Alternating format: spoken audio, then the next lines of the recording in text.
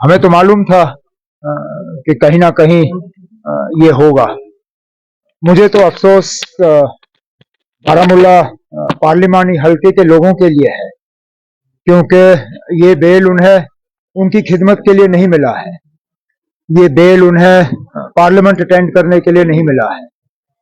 ये बेल एक member parliament की हैसियत से काम करने के लिए नहीं मिला है। ये बेल मिला है सिर्फ और सिर्फ यहाँ वोट हासिल करने के लिए, और उसके बाद इनको वापस तिहाड़ लेना पड़ेगा और नॉर्थ कश्मीर के लोग दोबारा एक नुमाइंदे के बिना होंगे। अब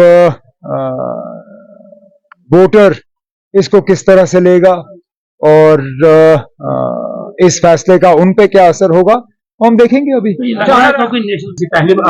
ये मैं सोच समझ के और मतलब बड़े एहतियात से इस मामले में कदम रख रहा था, लेकिन अच्छी बात है कि जो बात बहुत लोग सोच रहे थे वो महबूबा मुफ्ती साहिबा ने खुल के की।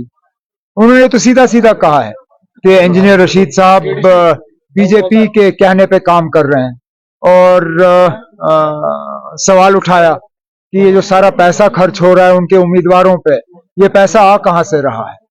अब देखें, अगर इसका जवाब एआईपी से आ जाता है, हम तो इन लोगों का मुकाबला करते रहेंगे, और हमारी वोटरों से एक ही गुजारिश है कि इस इलेक्शन में अपने वोटों को वो तकसीम ना होने दें, क्योंकि बीजेपी की लगातार साजिश है।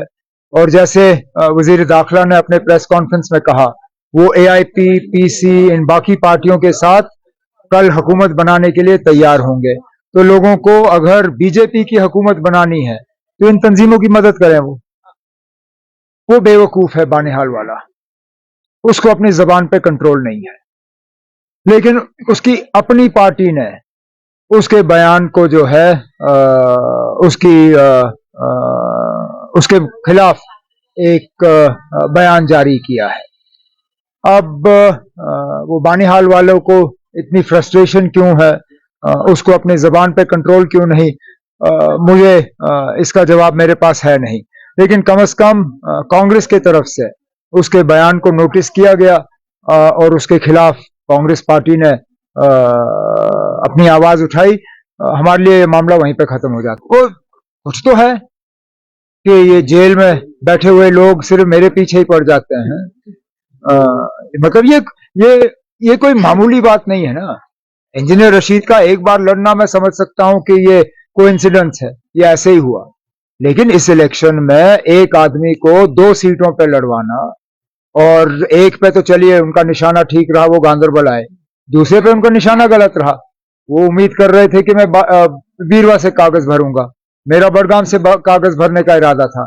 अगर मैंने 2 दिन पहले बड़गाम का ऐलान किया होता, आप मान के चलिए कि वो क्या नाम है, सर्जन बरकती, उसने बड़गाम से कागज भरे होते। कोशिश तो ये कर रहे हैं ना, लेकिन मैं उम्मीद कर रहा हूं कि इस बार इंशाल्लाह उनकी कोशिशें नाकामयाब होंगी। मैंने ये पहले ही कहा है ना, ये आपको आज कोई नई बात मैं नहीं कह रहा हूं। मैंने तो साफ तौर अपनी तकरीरों में कहा है कि इंडिपेंडेंट को वोट देना बीजेपी को वोट देने के बराबर है। अगर आप बीजेपी को बाहर रखना चाहते हो तो नेशनल कॉन्फ्रेंस और नेशनल कॉन्फ्रेंस के